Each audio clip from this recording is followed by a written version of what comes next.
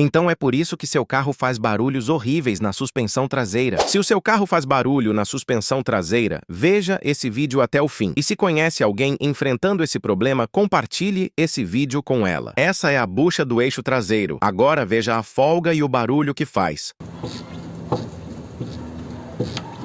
Para trocar essa bucha são 4 parafusos 13 e esse parafuso 15 bem no meio, e tem um macete para ela durar mais que eu vou te mostrar ao decorrer do vídeo. Agora dá para ver melhor a folga. Para tirar a bucha do eixo é só usar a cabeça, pois é jeito e não força. Agora ouça a prosa na hora de pôr a bucha no eixo. Mecânica simplificada.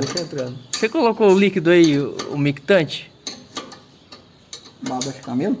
É, já entrou. Já entrou com a baba de cabelo lá. O líquido umectante. Você não tem vergonha não de gravar um vídeo sem a ferramenta adequada? O nome da mecânica vergonha dele é de não simplificada. Então, mas é que eu pensava que era simplificado, que estava simplificando o trabalho. Tá simplificando. Então, eu não precisa nem comprar a ferramenta. Caramba, tá certo. Mas eu acho que então devia faça você mesmo.